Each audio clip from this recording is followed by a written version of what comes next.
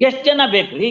ನೀವು ಅವಳ ಅಕ್ಕನ್ ಮದ್ವೆ ಮಾಡ್ಕೊಂಡಿದ್ದೀರಿ, ಆಕೆ ಜೊತೆಗೆ ತಂಗಿ ಜೊತೆಗೆ ನೀವು ಸಂಪರ್ಕ ಹೊಂದುವಾಗ ನಿಮ್ಗೆ ಅಟ್ಲೀಸ್ಟ್ ಗೊತ್ತಿದೆ ನಾನ್ ಮದ್ವೆ ಆದವನು, ನಾನು ಇನ್ನೊಬ್ಬಳನ್ನ ಮದ್ವೆ ಆಗಲ್ಲ ಅಂತ ಗೊತ್ತಿದ್ಮೇಲೆ ನೀವು ಮುಂದುವರಿಬಾರ್ದಲ್ವಾ? ಅವ್ರು ಬಂದಿದ್ರೆ ನೀವು ಬೇಡಮ್ಮ ನಾನು ಆಲ್ರೆಡಿ ನಿನ್ನ ಅಕ್ಕನ್ ಮದ್ವೆ ಮಾಡ್ಕೊಂಡಿದ್ದೀನಿ ಅಂತ ಹೇಳ್ಬೇಕಾಗಿತ್ತು. ಮೊನ್ನೆ ಒಂದ್ ಮಾಡಿದೀವಿ ಕೇಳಿ, ಒಂದ್ ಡೆತ್ ನೋಟ್ ನಲ್ಲಿ ಅವಳು ಎಲ್ಲ ಡೀಟೇಲ್ ಆಗಿ ಬರ್ದಿಟ್ಬಿಟ್ಟು ಮಂಡ್ಯದು ಫುಲ್ ಬರ್ದಿದ್ದಾಳೆ. ಈ ತರ ಇನ್ಯಾವ್ದು ಹೆಣ್ಮಕ್ಳಿಗೆ ಅನ್ಯಾಯ ಆಗ್ಬಾರ್ದು ಅಂತ ನೇಣಾಕ್ಕೊತಾ ಇದೀನಿ. ಮತ್ತೆ ಪೊಲೀಸ್ನವ್ರಿಗೆ ಎಲ್ಲ ಡೈರೆಕ್ಷನ್ಸ್ ಕೊಟ್ಟಿದ್ದಾಳೆ ಅವಳು, ದಯವಿಟ್ಟು ಇಂಥವ್ರನ್ನೆಲ್ಲಾರನ್ನು ಕರೆದು ಸರಿಯಾಗಿ ಶಿಕ್ಷೆ ಕೊಡಿ ಅಂತ. ಆಮೇಲೆ ಮುಂದೆ ಬರೀತಾಳೆ, ಈ ವರ್ಷ ಈ ಜನ್ಮದಲ್ಲಿ ನಾನ್ ನಿಮ್ಗೆ ಒಳ್ಳೆ ಹೆಣ್ಮಗಳಾಗಿ ಹುಟ್ಲಿಲ್ಲ, ಮುಂದಿನ ಜನ್ಮದಲ್ಲಿ ನಿಮ್ಗೆ ಇನ್ನೊಬ್ಳು ಹೆಣ್ಮಗಳಾಗಿ ಮಾನವಂತಲಾಗಿ ಬದುಕ್ತೀನಿ, ದಯವಿಟ್ಟು ನನ್ನ ಕ್ಷಮಿಸಿ ಅಂತ ತಂದೆ ತಾಯಿಗಳಿಗೆ, ಸಮಾಜಕ್ಕೆ, ಬೇರೆ ಹೆಣ್ಮಕ್ಳಿಗೆ, ಪೊಲೀಸ್ನವ್ರಿಗೆ ಎಲ್ಲದಕ್ಕೂ ಡೀಟೇಲ್ ಆಗಿ ಡೆತ್ ನೋಟ್ ಬರ್ದಿಟ್ಟಿದ್ದಾಳೆ. ಕನ್ನಡಿನೇ ಕಲ್ಲು ಕೊಡಿದ್ರು, ಕಲ್ಲೇ ಕನ್ನಡಿ ಕೊಡೋದ್ರು, ಹೊಡೆಯೋದು ಕನ್ನಡಿನೇ. ಸೊ ಇದೆಲ್ಲ ಸಮಾಜದ ಮೇಲೆ ದುಷ್ಪರಿಣಾಮ ಆಗ್ತಾ ಇದೆ. ಇಂತಹ ಕ್ರಿಯೆಗಳು ಗೋಪ್ಯವಾಗಿ ನಡೀತಕ್ಕಂಥದ್ದು. ಗೋಪ್ಯವಾಗಿ ನಡೀತಕ್ಕಂಥ ಕ್ರಿಯೆನ ನೀವು ಮುಂದೆಂದಕ್ಕೋ ಉಪಯೋಗಕ್ಕೆ ಬರ್ಲಿ ಅಂತ ಹೇಳಿ ವಿಡಿಯೋಗ್ರಾಫ್ ಮಾಡ್ಕೊಂಡು ಫೋಟೋಗ್ರಾಫ್ ಮಾಡ್ಕೊಂಡು ಇಟ್ಕೊಂಡಿದ್ದೀರಿ ಅಂದ್ರೆ ನಿಮ್ಮ ಉದ್ದೇಶ ಏನಂತ ನಾವು ತಿಳ್ಕೊಳ್ಬೇಕು.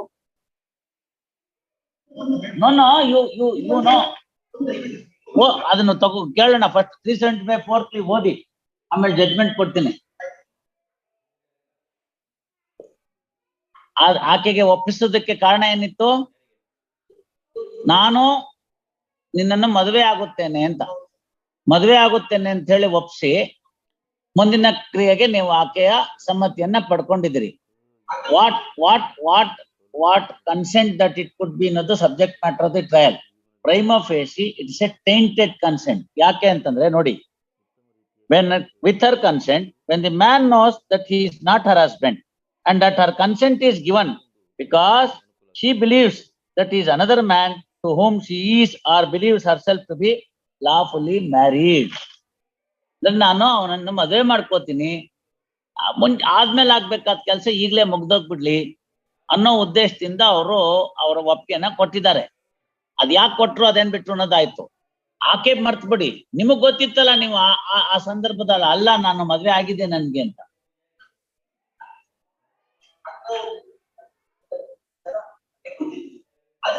ಅದು ಗೊತ್ತಿದ್ದು ಕ್ಲಾಸ್ ಎಕ್ಸಾಮಿನೇಷನ್ ಅಲ್ಲಿ ಕೇಳ್ಬೇಕು.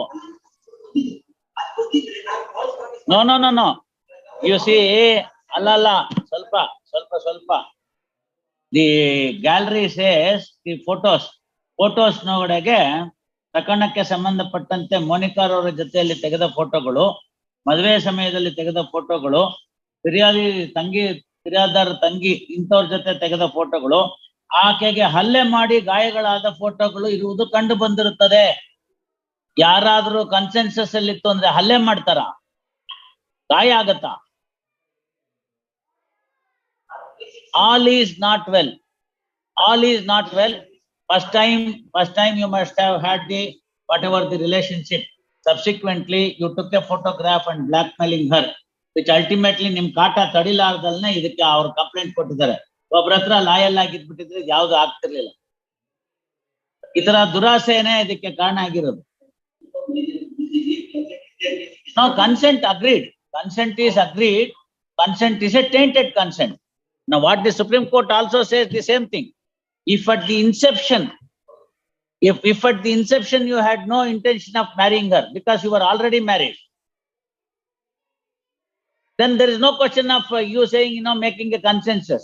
Consensus is not a free consent, it's a tainted consent under the belief that you would going to get married. That did not happen. ಮೊನ್ನೆ ಕೊಟ್ವಲ್ರಿ ಎರ್ಲಾ ಅಂತ, ಅದು ತಗೊಳ್ಳೇದು ಮೊನ್ನೆ ತೆಗ್ಸಿಟ್ಟಿದ್ದೀನಿ ನೋಡಿ.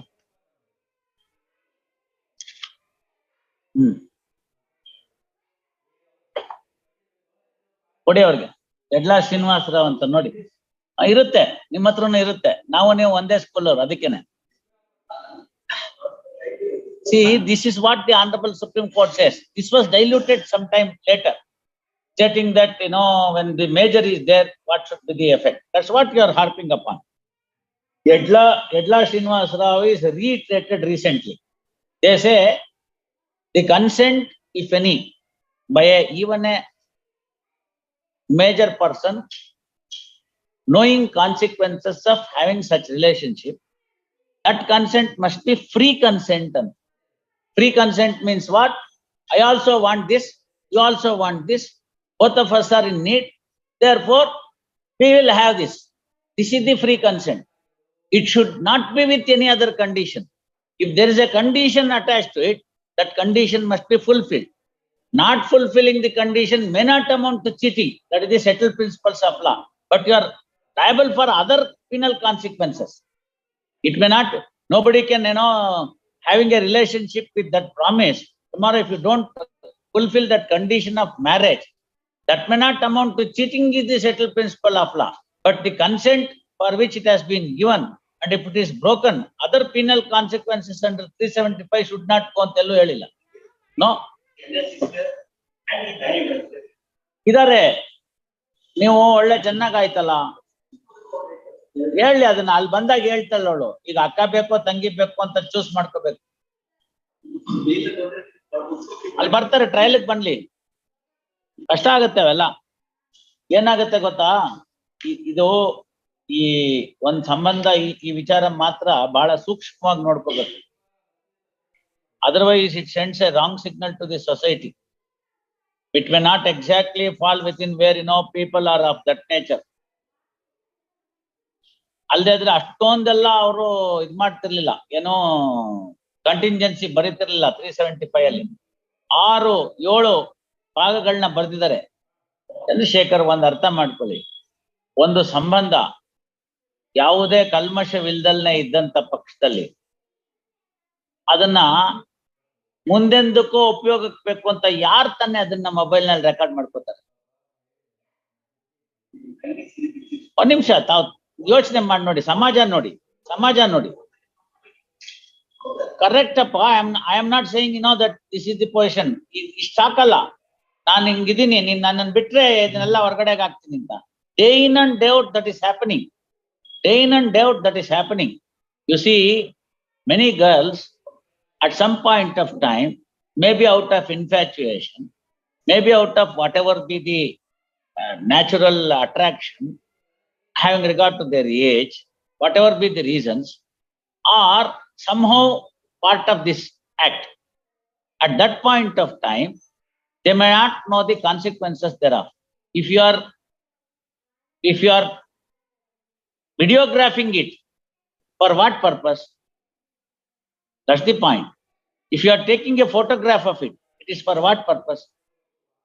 So, ಹಾಗೆ ಮಾಡಿದ್ದು, day in and day out we are seeing that they are subjected to blackmailing. 2-3 ಸಂದರ್ಭದಲ್ಲಿ ತಾವು recent ನಲ್ಲಿ ನೋಡಿರ್ಬೇಕು. ಅಂತದನ್ನ ಹಾಕಿ ಅವರ ಸ್ನೇಹಿತರುಗಳಿಗೆ ಅದನ್ನೆಲ್ಲ ಸರ್ಕ್ಯುಲೇಟ್ ಮಾಡಿ ವಾಟ್ಸಪ್ ನಲ್ಲಿ, ಸೋಷಿಯಲ್ ಮೀಡಿಯಾದಲ್ಲಿ ಇವೆಲ್ಲ ಮಾಡಿದ್ರ ನೇರವಾದ ಎಫೆಕ್ಟ್ ಏನಾಗಿದೆ ಅಂತಂದ್ರೆ, one girl came on Facebook Live and told that fellow, look, you have taken away all my dignity. It was a private affair. It was no more required to be done. Since you have done it, I have no other go ಅಂತ ಹೇಳಿ live ಅಲ್ಲಿ suicide ಮಾಡ್ಕೊತಾರೆ. ಅದರಲ್ಲೂ ಆಕೆ major. So ಇದೆಲ್ಲ ಸಮಾಜದ ಮೇಲೆ ದುಷ್ಪರಿಣಾಮ ಆಗ್ತಾ ಇದೆ. ಇಂತಹ ಕ್ರಿಯೆಗಳು ಗೋಪ್ಯವಾಗಿ ನಡೀತಕ್ಕಂಥ ಕ್ರಿಯೆನ ನೀವು ಮುಂದೆಂದಕ್ಕೋ ಉಪಯೋಗಕ್ಕೆ ಬರ್ಲಿ ಅಂತ ಹೇಳಿ ವಿಡಿಯೋಗ್ರಾಫ್ ಮಾಡ್ಕೊಂಡು, ಫೋಟೋಗ್ರಾಫ್ ಮಾಡ್ಕೊಂಡು ಇಟ್ಕೊಂಡಿದ್ದೀರಿ ಅಂದ್ರೆ ನಿಮ್ಮ ಉದ್ದೇಶ ಏನಂತ ನಾವು ತಿಳ್ಕೊಳ್ಬೇಕು. Moreover, you are already married to the victim's own sister. You don't have the videographing of your wife. You have the videograph or photograph of your sister-in-law. So therefore, when she refused next time, you have gone to the extent of physically assaulting your partner. What consent that it could give? ಅದೆಲ್ಲ ಬರಿಬೇಕು ಅಂತಿದ್ದೆ. ಅದು ಟ್ರಯಲ್ಗೆ ತೊಂದರೆ ಆಗುತ್ತೆ ಅಂತ ಅಂದ್ಬಿಟ್ಟು ನಾನು ನೀವು ವಿಡ್ರಾ ಮಾಡ್ಕೋತೀನಿ ಅಂತ ಪರ್ಮಿಷನ್ ಕೊಟ್ಟಿದ್ದೀನಿ. ಇಲ್ದೇ ನಾ ಬರೀತಿದ್ದೆ ಅದು. That should also come to the light. People should know. ಕನ್ನಡಿನೇ ಕಲ್ಲು ಕೊಡಿದ್ರು, ಕಲ್ಲೇ ಕನ್ನಡಿ ಕೊಡೋದ್ರು, ಹೊಡೆಯೋದು ಕನ್ನಡಿನೇ. ಯೋಚನೆ ಮಾಡ್ಕೊಂಡಿರ್ಬೇಕು. Therefore, the courts cannot, be a mute spectator for these harsh realities.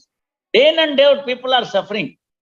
It is a private affair, consensual. It will continue to. Why would it go to the police? Why would it come to this stage? There must have been something else behind all these things. That you know and your client knows nothing. ಯಾವುದೋ ಒಂದು ಸಂದರ್ಭದಲ್ಲಿ ಏನೋ ಒಂದು ತೊಂದರೆ ಆಗೋಗ್ಬಿಟ್ಟಿರುತ್ತೆ, ಅದಕ್ಕೋಸ್ಕರನ ಅವ್ರ ಜೀವನನೇ ಹಾಳು ಮಾಡ್ಕೊಳ್ಳುವಂತ ಪರಿಸ್ಥಿತಿ ಬಂದ್ಬಿಡುತ್ತೆ. Day in and day out people are losing that. ಕೆಲವ್ಯಾರೋ ಜನರುಗಳಿಗೆಲ್ಲ ಗೊತ್ತಾಗ್ಲಿ, ಮಿಕ್ತವ್ರ ಹೆಣ್ಮಕ್ಳಿಗೆ ತೊಂದರೆ ಆಗದೆ ಇರ್ಲಿ ಅಂತ ಮೊನ್ನೆ ಒಂದ್ ಮಾಡಿದೀವಿ ಕೇಳಿ, ಒಂದ್ ಡೆತ್ ನೋಟ್ ನಲ್ಲಿ ಅವಳು ಎಲ್ಲ ಡೀಟೇಲ್ ಆಗಿ ಬರ್ದಿಟ್ಬಿಟ್ಟು ಮಂಡ್ಯದು ಫುಲ್ ಬರ್ದಿದ್ದಾಳೆ. ಈ ತರ ಇನ್ಯಾವ್ದು ಹೆಣ್ಮಕ್ಳಿಗೆ ಅನ್ಯಾಯ ಆಗ್ಬಾರ್ದು ಅಂತ ನೇಣಾಕ್ಕೊತಾ ಇದೀನಿ. ಮತ್ತೆ ಪೊಲೀಸ್ನವ್ರಿಗೆ ಎಲ್ಲ ಡೈರೆಕ್ಷನ್ಸ್ ಕೊಟ್ಟಿದ್ದಾಳೆ ಅವಳು, ದಯವಿಟ್ಟು ಇಂಥವ್ರನ್ನೆಲ್ಲಾರನ್ನು ಕರೆದು ಸರಿಯಾಗಿ ಶಿಕ್ಷೆ ಕೊಡಿ ಅಂತ. ಆಮೇಲೆ ಮುಂದೆ ಬರೀತಾಳೆ, ಈ ವರ್ಷ ಈ ಜನ್ಮದಲ್ಲಿ ನಾನ್ ನಿಮ್ಗೆ ಒಳ್ಳೆ ಹೆಣ್ಮಗಳಾಗಿ ಹುಟ್ಲಿಲ್ಲ, ಮುಂದಿನ ಜನ್ಮದಲ್ಲಿ ನಿಮ್ಗೆ ಇನ್ನೊಬ್ಳು ಹೆಣ್ಮಗಳಾಗಿ ಮಾನವಂತಲಾಗಿ ಬದುಕ್ತೀನಿ, ದಯವಿಟ್ಟು ನನ್ನ ಕ್ಷಮಿಸಿ ಅಂತ ತಂದೆ ತಾಯಿಗಳಿಗೆ, ಸಮಾಜಕ್ಕೆ, ಬೇರೆ ಹೆಣ್ಮಕ್ಳಿಗೆ, ಪೊಲೀಸ್ನವ್ರಿಗೆ ಎಲ್ಲದಕ್ಕೂ ಡೀಟೇಲ್ ಆಗಿ ಡೆತ್ ನೋಟ್ ಬರ್ದಿಟ್ಟಿದ್ದಾಳೆ. ಆಮೇಲೆ ಅಲ್ಲೋಗಿ ಯಾವ್ದೋ ಒಂದು ಊರದಲ್ಲಿ ನೇಣು ಹಾಕೊಂಡಿದ್ದಾಳೆ. ಪರಿಸ್ಥಿತಿ ಈ ತರ ಆಗ್ಬಾರ್ದಲ್ಲ. ಸಮಾಜದಲ್ಲಿ ಅಂತಹ ಏನೋ ಒಂದು ಸಂದರ್ಭದಲ್ಲಿ ಆದಂತ ಹೆಣ್ಮಗಳಿಗೆ ಎಷ್ಟು ಜನಕ್ಕೆ ಅವಕಾಶಗಳು ಸಿಗುತ್ತೆ ಪುನಃ ಇನ್ನೊಂದು ಸತಿ ಜೀವನ ರೂಪಿಸ್ಕೊಳಕ್ಕೆ? ಎಲ್ಲಿ ಸಿಗುತ್ತೆ ಚಂದ್ರಶೇಖರ್ ಅವರೇ? So 375 should not be lightly used. While the court is aware that right of an innocent or where he is not at all at fault to be protected, culprit can also to be brought to the books. That is the purpose of establishing incorporating section 375 in the 376 being there on the statute book. It can't be in that fashion.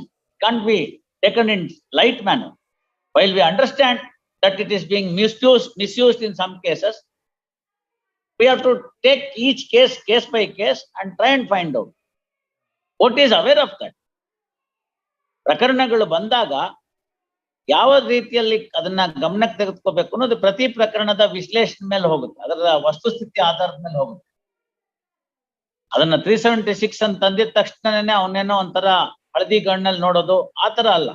ಈ ಪ್ರಕರಣದ ಪೂರ್ತಿ ಒಟ್ಟಾರೆ ಅಭಿಪ್ರಾಯ ನೋಡಿದಾಗ ಅನ್ಸುತ್ತೆ.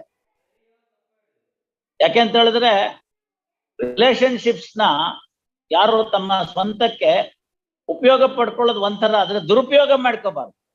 ಎಷ್ಟ್ ಜನ ಬೇಕ್ರಿ? ನೀವು ಅವಳ ಅಕ್ಕನ ಮದುವೆ ಮಾಡ್ಕೊಂಡಿದ್ದೀರಿ, ಆಕೆ ಜೊತೆಗೆ ತಂಗಿ ಜೊತೆಗೆ ನೀವು ಸಂಪರ್ಕ ಹೊಂದುವಾಗ ನಿಮ್ಗೆ ಅಟ್ಲೀಸ್ಟ್ ಗೊತ್ತಿದೆ ನಾನು ಮದ್ವೆ ಆದವನು, ನಾನು ಇನ್ನೊಬ್ಬಳನ್ನ ಮದ್ವೆ ಆಗಲ್ಲ ಅಂತ ಗೊತ್ತಿದ್ಮೇಲಿಂದ ನೀವು ಮುಂದುವರಿಬಾರ್ದಲ್ವಾ?